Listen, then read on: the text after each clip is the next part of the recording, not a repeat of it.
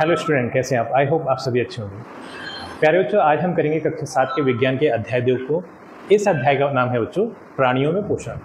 तो इससे पहले वाले अध्याय में हमने सीखा था कि हम पादपों में पोषण सीख चुके हैं। अब हम प्राणियों में पोषण देखेंगे। प्राणियों में मतलब जो पादपों को छोड़ के अन्य जीव जंतु हैं उनमें पोषण देखेंगे कि वो किस तरीके से पोषण करते हैं। तो यहाँ पे बच्चों हम विषय वस्तु को देख लेते हैं पहले कि हम इस टॉपिक में क्या पढ़ने वाले हैं। तो जो यहाँ पे हमें इस पार्ट में जो टॉपिक पढ़ना है वो ये टॉपिक पढ़ना है, ठीक। पहला जो टॉपिक है, प्राणियों को भोजन की आवश्यकता क्यों होती है, कि प्राणी जो पोषण करते हैं वो किस वजह से करते हैं, इस टॉपिक में हम ये पढ़ेंगे। दूसरा जो टॉपिक है हमारा वो है पोषण के प्रकार, यानी पोषण कितने प्रकार का होता है। जैसा कि हमने इससे पहले वाले टॉपिक में भी पढ़ा था, इससे पहले वाले अध्याय में भी पढ़ा था कि जो पोषण है 2 प्रकार के होते हैं, ठीक है। तो यहाँ पे हम दोनों प्रकारों को पढ़ लेंगे, स्वपोषी और परपोषी, ठीक है। अब अगला है मानव पाचन तंत्र की संरचना और कार्य, कि मानव का जो पाचन तंत्र है जिसके द्वारा हम पोषण का कार्य करते हैं, तो वो किस तरीके का बना हुआ है, उसमें कौन कौन से भाग हैं और उन भागों के क्या क्या कार्य हैं, ये सारी चीज़ें हम इसमें पढ़ेंगे। अगला जो टॉपिक है हमारा, जो जुगाली करने वाले जानवर हैं जैसे गाय भैंस आदि, इनके पाचन तंत्र की प्रक्रिया को हम इस टॉपिक में हम पढ़ेंगे।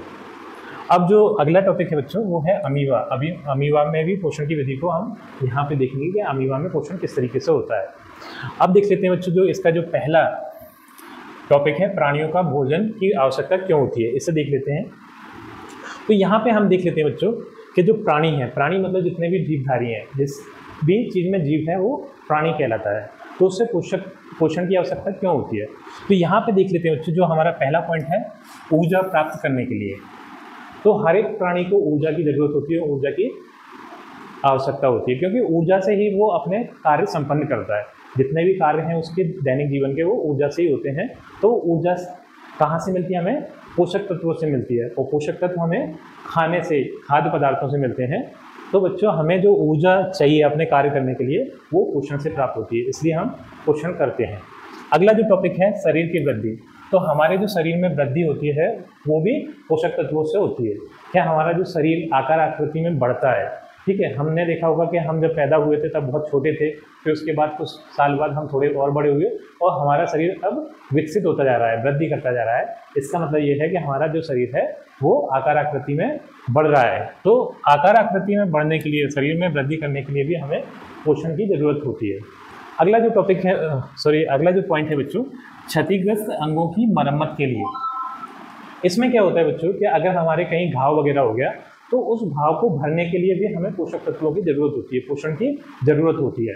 तो हमें अपने शरीर की मरम्मत करने के लिए भी पोषण की ज़रूरत होती है। अगला है बीमारियों से लड़ने के लिए। अगर हम बीमार पड़ गए तो उस बीमारी से उभरने के लिए, हमें सही होने के लिए भी पोषक की ज़रूरत होती है। तो यहाँ पे देख सकते हैं बच्चों, एक पौधा ये है और एक पौधा ये है, तो कहीं ना कहीं ये पौधा मर गया है, ठीक है, सूख गया है। तो इसकी वजह क्या है? इसे सही से पोषण नहीं मिला, यानी पोषक तत्व नहीं मिले हैं। और ये पौधा जो है वो हरा भरा है, तो इससे जितने पोषक तत्व चाहिए तो उसे वो सही मात्रा में पोषक तत्व मिल रहे हैं। तो देख सकते हैं आप, ये अंतर आ जाता है बच्चों, पोषक तत्व नहीं मिलने से और पोषक तत्व मिलने से। आपने भी देखा होगा कि कुछ बच्चे ऐसे होते हैं उनको एकदम पतले दुबले हड्डी से, तो वो उन्हें कुपोषित बच्चे बोला जाता है। कुपोषित बच्चे का अर्थ है क्या उन्हें जो पोषण है वो सही से नहीं हो पा रहा है, उन्हें सही से पोषक तत्व नहीं मिल पा रहे हैं। अगला है बच्चों शरीर के सभी कार्यों को सही ढंग से चलाने के लिए। तो हमारे जो शरीर के जो कार्य हैं बच्चों, ठीक है, जैसे कि हम है ना अपने शरीर से कार्य करते हैं, यहाँ से वहाँ जाते हैं, ठीक है। दिमाग का काम है सोचना, हमारे पाचन तंत्र का काम है पाचन करना, ठीक है। हमारे जो खून है, ब्लड है, उसका काम है संचरण करना। तो ये सारे क्या है? शरीर के काम है। तो ये शरीर के काम हमारे पोषक तत्वों से ही होते हैं। तो यहाँ पे हमने ये सीख लिया बच्चों कि जो प्राणी हैं उनको भोजन की आवश्यकता क्यों होती है, अर्थात पोषण की आवश्यकता क्यों होती है। तो ये कारण है जिसकी वजह से प्राणी पोषण करते हैं। यहाँ पे देख लेते हैं बच्चों, जो अगला टॉपिक है हमारा वो है पोषण के प्रकार। तो पोषण हमारे 2 प्रकार के होते हैं, एक होता है स्वपोषण, एक होता है परपोषण। तो स्वपोषण का अर्थ होता है कि ऐसा पोषण जिसमें कोई जीवधारी खुद से ही अपना भोजन बनाता है, उसे हम बोलते हैं स्वपोषण। तो जितने भी हमारे पादप हैं, मतलब अधिकतर हमारे जो पादप हैं वो स्वपोषी होते हैं, क्योंकि वो अपना भोजन स्वयं बनाते हैं। तो जो पादप हैं बच्चों वो अपना भोजन स्वयं बनाते हैं, इसलिए हम इन्हें स्वपोषी कहते हैं। और जो जीवधारी हैं जीव जंतु हैं वो अपने भोजन के लिए किसी दूसरे पर निर्भर होते हैं, इसलिए हम इन्हें परपोषी जीव कहते हैं। तो यहाँ पे जो पादप है बच्चों, वो सूरज से सूर्य का प्रकाश, जमीन से पानी और वायुमंडल से कार्बन डाइऑक्साइड लेकर क्लोरोफिल की मदद से इनको अपने भोजन में बदल लेता है, ग्लूकोज या शर्करा में बदल लेता है। तो इसलिए क्योंकि ये ना जो पादप हैं वो अपने भोजन के लिए किसी दूसरे पर निर्भर नहीं है, इसलिए इन्हें स्वपोषी बोल रहे हैं, ठीक। और जो ये हैं, जो जीव जंतु हैं, जैसे जानवर हैं, पक्षी हैं, इंसान हैं, ये सभी अपने भोजन के लिए किसी दूसरे पर निर्भर हैं, मतलब पेड़ पौधों पर या फिर दूसरे जीव जंतुओं पर, इसलिए इन्हें परपोषी कहते हैं, ठीक। तो यहाँ पे देख लेते हैं, तो जो स्वपोषी होते हैं वो भोजन स्वयं बनाते हैं, मतलब अपना भोजन खुद बनाते हैं। अगला है मुख्यतः हरे पौधे इसमें आते हैं, ठीक है। इसमें कौन आते हैं? मुख्यतः हरे पौधे आते हैं। जितने भी हरे पौधे हैं वो स्वपोषी होते हैं, ठीक। अगला है बच्चों प्रकाश संश्लेषण के द्वारा अपना भोजन बनाते हैं। तो ये जो हरे पौधे हैं वो प्रकाश संश्लेषण के द्वारा अपना भोजन बनाते हैं, ठीक। और ये है सूर्य का प्रकाश, जल और कार्बन डाइऑक्साइड की आवश्यकता होती है। तो स्वपोषण के लिए हमें सूर्य का प्रकाश, जल और कार्बन डाइऑक्साइड की आवश्यकता होती है, इसी को मिलाकर ये अपना भोजन बनाते हैं। अब जो है परपोषी भोजन, तो परपोषी भोजन में देख लेते हैं, अन्य जीवों पर भोजन के लिए निर्भर रहते हैं। तो जो परपोषी वाले जीव जंतु हैं वो दूसरे जीवों पर निर्भर रहते हैं अपने भोजन के लिए। अगला पॉइंट है सभी जानवरों और कुछ पौधों में पाया जाता है। तो सभी जानवर और कुछ पौधे हैं जो परपोषी पोषण करते हैं, जैसे कि अमरबेल है, घटपर्णी पौधा है, ये ऐसे पौधे हैं जो कि ना परपोषी होते हैं, ठीक है। ऐसा नहीं है कि सभी के सभी है ना पौधे स्वपोषी होते हैं, उनमें से कुछ मात्रा में परपोषी भी होते हैं। ये भोजन को खाकर पचाते हैं, विभिन्न प्रकार जैसे परजीवी, मृतजीवी, सहजीवी होते हैं, ठीक है। अब अगला टॉपिक देख लेते हैं, मानव पाचन तंत्र की संरचना और कार्य। तो मानव ने भोजन तो ग्रहण कर लिया, लेकिन भोजन में से पोषक तत्वों को निकालना, भोजन का पचाना कहलाता है। और ये क्या है? ये जो प्रक्रिया है बच्चों, वो मानव के पाचन तंत्र द्वारा संपन्न होती है, ठीक है। तो पाचन तंत्र के विभिन्न भाग होते हैं, उन्हें हम देखेंगे। तो यहाँ पे देख लेते हैं मानव पाचन तंत्र। तो पहला पॉइंट है भोजन को पचाने व पोषक तत्वों को अवशोषित करने की प्रक्रिया, ठीक है। तो भोजन का पचाना क्या है? भोजन को ग्रहण करना, तो उसमें से जो पोषक तत्व है उसे अवशोषित करना, मतलब पोषक तत्वों को अलग अलग करने की प्रक्रिया को अपन भोजन का पाचन कहलाता है। पाचन तंत्र कई अंगों से मिलकर बना होता है, मतलब ऐसा नहीं है कि एक ही पाचन तंत्र पूरा का पूरा एक अंग है, बहुत सारे विभिन्न अंग होते हैं, उनसे ये पाचन तंत्र बना होता है। प्रत्येक भाग का विशिष्ट कार्य है, तो हर एक भाग का जो पाचन तंत्र का हर एक भाग का अपना अपना कुछ ना कुछ कार्य है। इससे हम आगे देखेंगे बच्चों। पहले ये देख लेते हैं जो पाचन तंत्र के अंग कौन कौन से हैं, ठीक है। तो यहाँ पे पाचन तंत्र की संरचना देख लेते हैं। पहले क्या आ जाता है? मुख। तो ये जो है वो क्या है? मुख, ठीक है। इससे तो सभी वाकिफ होंगे, सभी जानते होंगे, ठीक है, मुख, ठीक। अगला है ग्रास नली। तो ग्रास नली क्या है बच्चों? ये मानव मुख से मानव के अमाशय तक की जो ये नली होती है, ये गर्दन के यहाँ जो नली होती है, जिससे होकर खाना हमारे मुख से अमाशय तक जाता है, उसे क्या बोलते हैं? हम ग्रास नली बोलते हैं, ग्रास नली, ठीक। ये क्या है? ग्रास नली। अभी हम इन अंगों के बारे में जान रहे हैं कि कौन सा अंग को हम क्या कहते हैं, फिर हर एक अंग के कार्य के बारे में जानेंगे।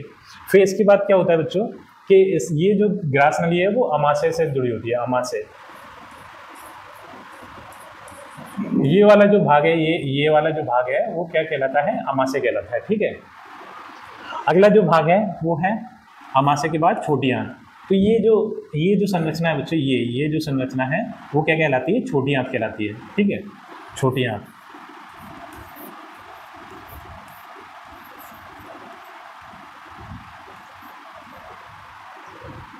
फिर इसके बाद क्या है? बड़ी आंत। तो ये वाली जो संरचना है बच्चों, ये जो संरचना है वो बड़ी आंत कहलाती है।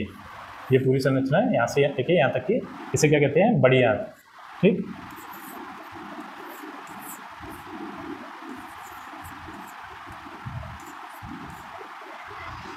अगला है मलद्वार। मलद्वार, ये जो बड़ी आंत के अंतिम सिरा है, इसे हम क्या कहते हैं? मलद्वार बोलते हैं, मलद्वार।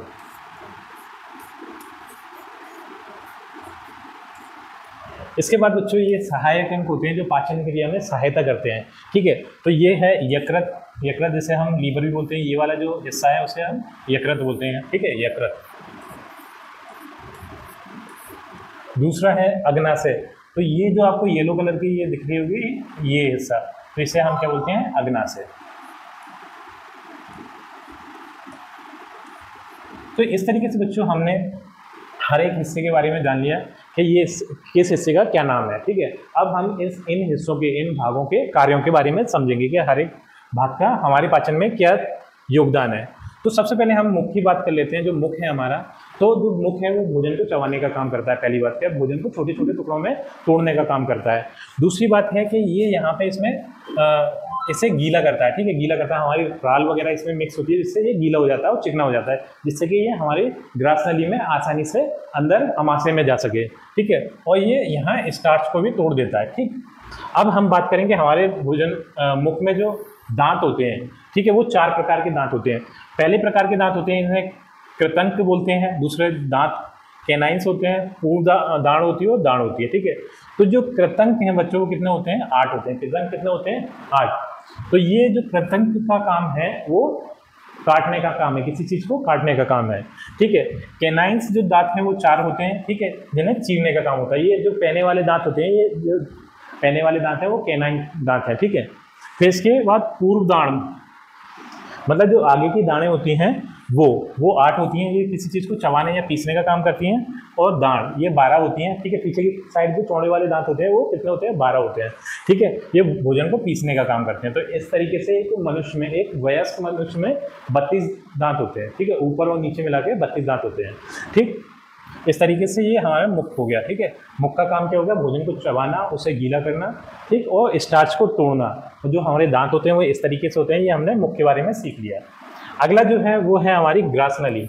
ग्रास नली यानी जो हमारे गले से लेके, मुख से लेके अमाशय तक जाती है। तो ये नली को हम क्या बोलते हैं?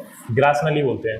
तो इस नली का काम क्या होता है बच्चों? इस नली का काम होता है हमारे भोजन को मुख से अमाशय तक लेके जाना। ठीक, तो यहाँ पे हम देख लेते हैं, भोजन को निगलने के बाद अमाशय तक पहुँचाती है। तो ये जो भोजन हम निगलते हैं, मतलब खा के चबाया हमने, चबाने के बाद हमने निगला, तो ये जो नली है वो हमारे भोजन को कहाँ तक? अमाशय तक लेके जाएगी, मुख से अमाशय तक लेके जाएगी।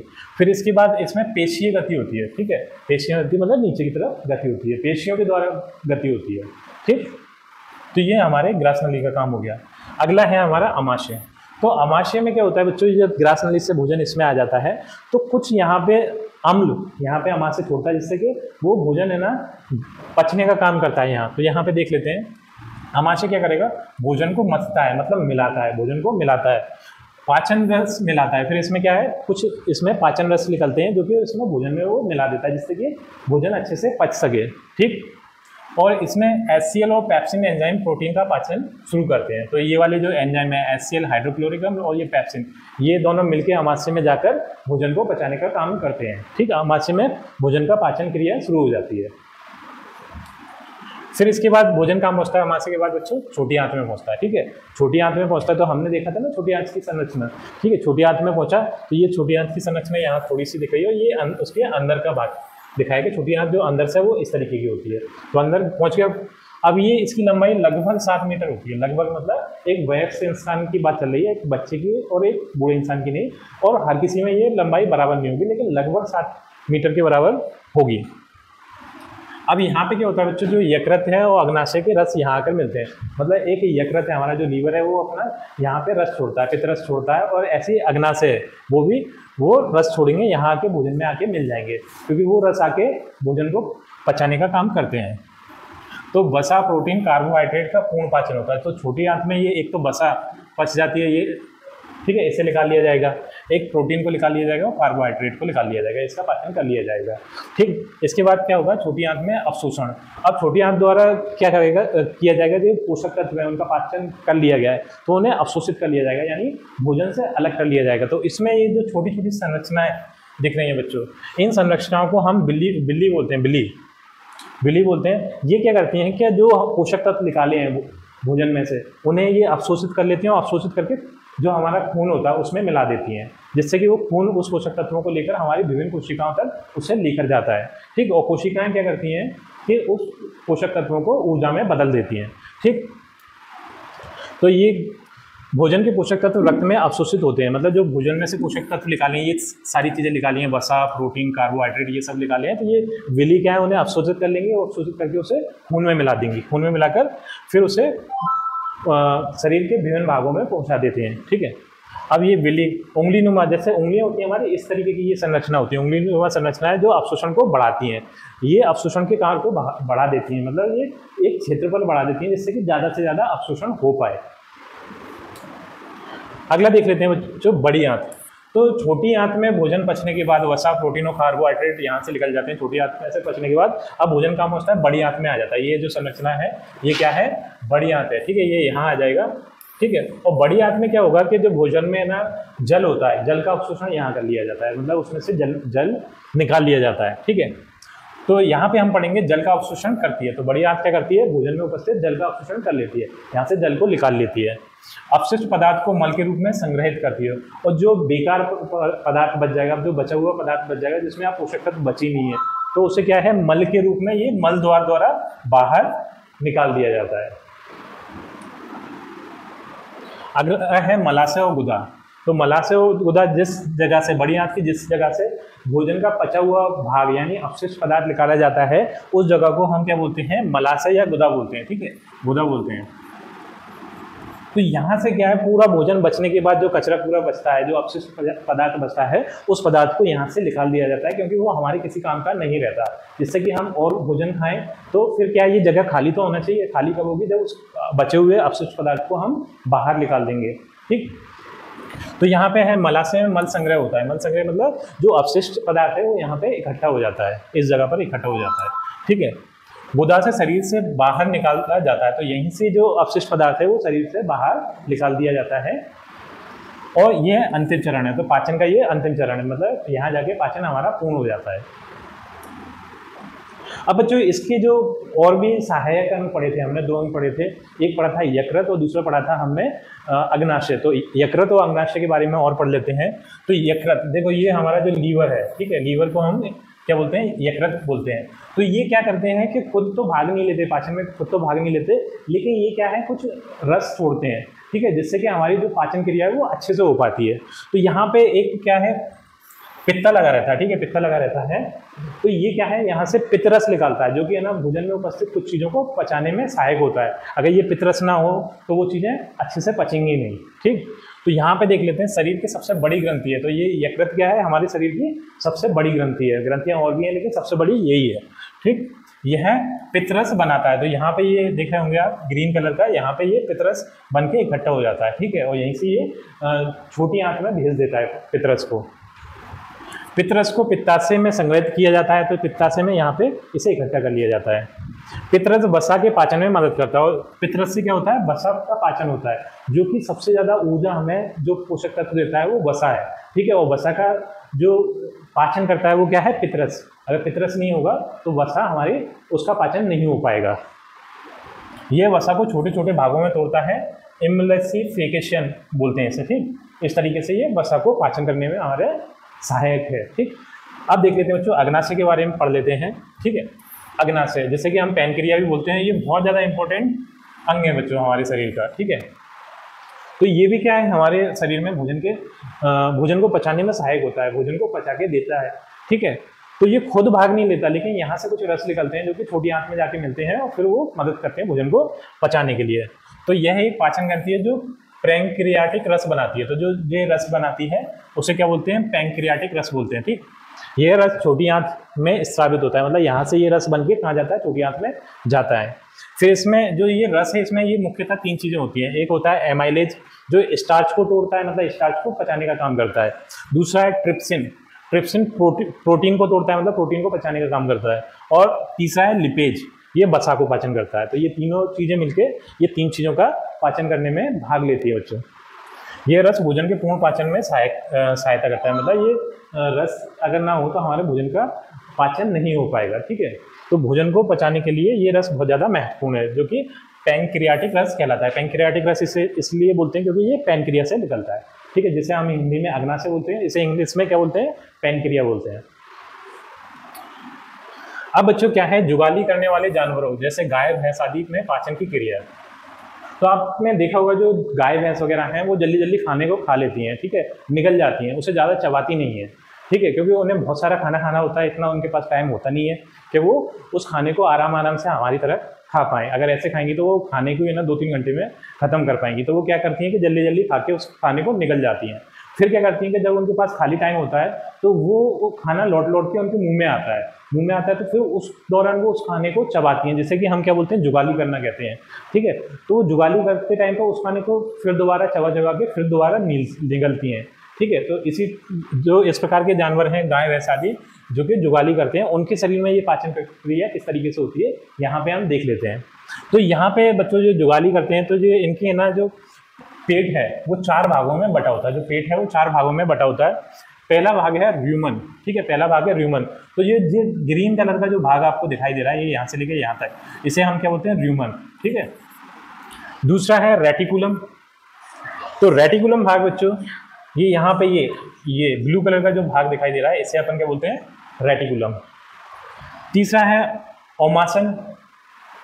ठीक, तो यहाँ पे ये वाला जो भाग है, ये येलो कलर का, ये ओमासन कहलाता है।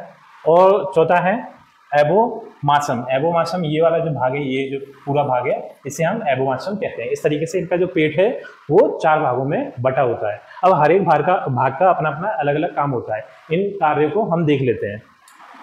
पहला भाग है र्यूमन। तो र्यूमन यहाँ पे जो जुगाली करने वाले पशु होते हैं, ये सबसे बड़ा भाग होता है। ये जो हम देख रहे हैं ग्रीन कलर का जो भाग है, ये वाला, ये क्या कहलाता है, र्यूमन। ठीक है, तो ये सबसे बड़ा भाग होता है। दूसरा पॉइंट है, जानवर घास को बिना अधिक चबाए निगल लेते हैं। तो क्या करते हैं जानवर, क्या करेंगे, जो गाय भैंस वगैरह है, ये खाने को जल्दी से खाएंगे और बिना चबाई निगल लेते हैं। तो सबसे पहले जो हमारा खाना है वो इसी वाले भाग में जाता है। ठीक, यह घास र्यूमन में जमा हो जाता है, फिर वो यहाँ पर र्यूमन में जमा कर लेते हैं। उस खाने को, बिना चबाए हुए खाने को यहाँ पे जमा कर लेते हैं। ठीक है, यहाँ जीवाणु और फफूंद द्वारा आंशिक पाचन हो जाता है। मतलब यहाँ जीवाणु और फफूंद मिलके उस खाने का थोड़ा सा पाचन कर देते हैं, मतलब थोड़ी सी उसमें से पोषक तत्व निकाल लेते हैं। ठीक, इसे र्यूमिनेशन कहते हैं। तो यहाँ पे जो पाचन हो रहा है उसे क्या बोल रहे हैं अपन, र्यूमिनेशन बोलते हैं। ठीक, अगला भाग है बच्चों हमारा रेटिकुलम। ठीक, तो ये वाला जो भाग है हमारा, ये क्या कहलाता है, रेटिकुलम। ठीक, यहाँ से आधा पचा हुआ भोजन जुगाली से फिर से मुंह में भेजा जाता है। तो फिर क्या है, ये यहाँ से फिर रेटिकुलम में चला जाता है भोजन, फिर रेटिकुलम में से ये क्या है, फिर दोबारा मुंह में भेजा जाता है, ये बिना चबाया हुआ भोजन। तो फिर क्या होता है कि ना, यहाँ पे जो गाय भैंस वगैरह हैं वो उस भोजन को चबाती हैं, अच्छे से चबाकर फिर दोबारा निगल लेती हैं। जानवर इसे फिर से चबाते हैं, यही प्रक्रिया जुगाली कहलाती है। तब उस भोजन को, आंशिक पचे हुए भोजन को फिर दोबारा जो ये चबाते हैं, तो उसे हम क्या कहते हैं, जुगाली की प्रक्रिया बोलते हैं। इससे भोजन अच्छे से टूट जाता है, फिर वो भोजन क्या है, बारीक हो जाता है, जिससे कि पचाने में आसानी हो। अगला जो भाग है बच्चों, ओमासन। ठीक है, ओमासम, ये वाला भाग। ठीक है, ओमासम, ये जो भाग है, तो यहाँ पे देखें, यहाँ भोजन से अतिरिक्त जल और पोषण तत्व को अवशोषित कर लिया जाता है। तो यहाँ से जल को निकाल लिया जाता है, भोजन में से जल को निकाल लिया जाता है और पोषक तत्वों को निकाल लिया जाता है। कुछ पोषक तत्वों को निकाल लेते हैं, भोजन और अधिक बारीक हो जाता है। और यहाँ पे जाके जो भोजन है वो कुछ पच जाता है, तो फिर उससे क्या है, भोजन बारीक हो जाएगा। फिर बच्चों जो लास्ट में आता है एबोमासम, ये वाला भाग, एबोमासम, ये वाला जो भाग है, तो ये जो सेम मनुष्य के पाचन तंत्र जैसा होता है, जैसे मनुष्य का पाचन तंत्र है वैसे ही ये वाला भाग होता है एबोमासम। जैसे मनुष्य के पाचन तंत्र में जो पाचन की क्रियाएं होती हैं, वैसे ही यहाँ पे इनके भी पाचन तंत्र में क्रियाएं होती हैं। तो यहाँ पे बोलेंगे कि इसे सच्चा आमाशय कहते हैं। मतलब जो इनका जो असली रियल जो पेट है वो यही है, जो पाचन तंत्र है वो यही है। ठीक है, यहाँ पाचन उसी तरह होता है जैसे मनुष्य में होता है। जिस तरीके से हमने मनुष्य में पाचन देखा था, उसी तरीके से यहाँ पाचन की क्रिया होती है। एंजाइम और अम्ल की सहायता से अंतिम पाचन होता है, और यही जो पाचन की क्रिया है वो पूर्ण होती है। ठीक,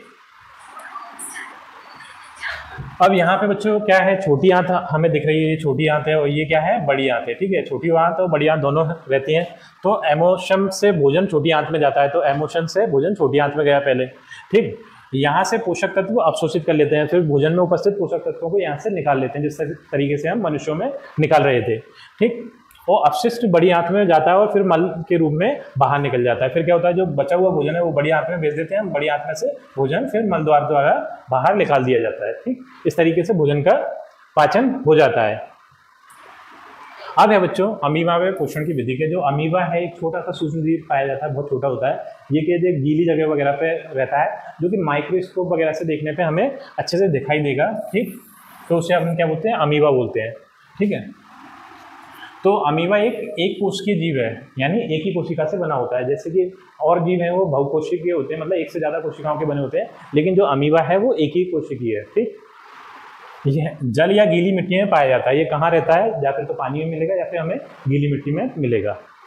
इसका शरीर अनियमित आकार का होता है, मतलब कोई स्ट्रक्चर नहीं होता, कोई संरचना इसकी नहीं होती है, मतलब कैसा भी होता है ये टेढ़ा मेढ़ा सा होता है, इसकी कोई फिक्स साइज और शेप नहीं होता। ठीक, अगला है पोषण की विधि। तो अमीबा क्या है, ऐसे ही इधर उधर घूमता रहता है, तो उसके जहाँ भी इसको अपना खाना मिलता है तो वहाँ ये रुक जाता है, और ये क्या है, कुछ इस टाइप के पैर टाइप के निकाल लेता है ये यहाँ से। ठीक है, ठीक, तो उसे चारों तरफ से, भोजन को चारों तरफ से ऐसे घेर लेता है, फिर अपने अंदर ले लेता है। जैसे कि यहाँ पे इसने भोजन को अपने अंदर ले लिया, और वहाँ पे ये भोजन का क्या करेगा, पाचन करता है, भोजन का पाचन करता है, और फिर उसमें से जो पोषक तत्व होते हैं वो खींच लेता है, सोख लेता है, और फिर जो अपशिष्ट पदार्थ रहता है उसे फिर कहीं से भी ये निकाल देता है। ठीक है, इस तरीके से अमीबा में पोषण होता है। तो यहाँ पे हम देख लेते हैं शिकार की पहचान। तो जो भी इसका शिकार है उसे ये छूकर या फिर टच करके अपने इन पैरों द्वारा या फिर कूट पादों द्वारा ये पहचान लेता है। जैसे टच में आता है इसका शिकार, वैसे ये समझ जाता है कि वह ये भोजन है। कृपाणियों का निर्माण, फिर जैसे इसको पता चल जाता है कि मेरा भोजन है, तो ये यहाँ पे कुछ इस टाइप की संरचनाएं निकालता है, जिससे अपन कृपाणी बोल रहे हैं, कृपाणी। ठीक है, भोजन को पकड़ने के लिए झूठे पैर या फिर स्यूडोपोडिया बनाता है। इन्हें हम क्या बोल रहे हैं, झूठे पैर बोल रहे हैं। ठीक है, झूठे पैर बोलते हैं क्योंकि ना ये कुछ समय के लिए निकलते हैं और भोजन को पकड़ते हैं, अपने अंदर लाते हैं और फिर ये गायब हो जाते हैं, इसलिए हम इन्हें झूठे पैर बोल रहे हैं। भोजन का निकलना, स्यूडोपोडिया भोजन को घेर कर भीतर खींच लेते हैं, फिर ये क्या है, ऐसे घेर कर इसे पकड़ लेते हैं, फिर अपने अंदर ले जाते हैं। ठीक है, अपने अंदर ले जाके भोजन को अपने में समा लेते हैं। भोजन रस निर्माण, भोजन कर्ण के चारों ओर भोजन रसिका फूड वैक्यूल बनती है। फिर यहाँ पे क्या है कि ये कुछ एंजाइम वगैरह छोड़ता है यहाँ से। ठीक है, पाचक रस छोड़ता है, जिससे कि भोजन का पचना स्टार्ट हो जाता है। उसमें से फिर पोषक तत्व अलग हो जाते हैं, जो अपशिष्ट पदार्थ है वो अलग हो जाता है, और पोषक तत्वों को ये सोख लेता है, जिससे कि इसका पोषण हो जाता है। पाचन, एंजाइम द्वारा भोजन का पाचन होता है, फिर ये एंजाइम वगैरह छोड़ के इसका पाचन कर लेता है। अवशोषण, पोषक तत्व को कोशिका में अवशोषित हो जाता है, फिर उसमें से जो पोषक तत्व निकलते हैं इन्हें ये अवशोषित कर लेता है। अवशेषण निष्कासन, और जो बचे हुए पदार्थ हैं जो बच जाते हैं उसे ये बाहर निकाल देता है, निष्कासित कर देता है। इस तरीके से अमीबा में पोषण हो जाता है। तो बच्चों, हमने इस चैप्टर में ये सीखा कि जो पोषण है वो क्या होता है, पोषण कितने प्रकार का है, स्वपोषण और परपोषण ये देखा। मनुष्य में पाचन देखा कि मनुष्य अपना पाचन कैसे करता है। जुगाली करने वाले जो जीव जंतु हैं उनमें देखा कि वो कैसे पाचन करते हैं, और अमीबा का पाचन देखा। तो बच्चों, इसी के साथ हमारी ये वीडियो कंप्लीट होती है। आई थिंक ये वीडियो आपको पसंद आई होगी। यदि वीडियो आपको पसंद आई, वीडियो को लाइक करिए, चैनल को सब्सक्राइब करिए। आपसे मिलते हैं अपनी अगली वीडियो में।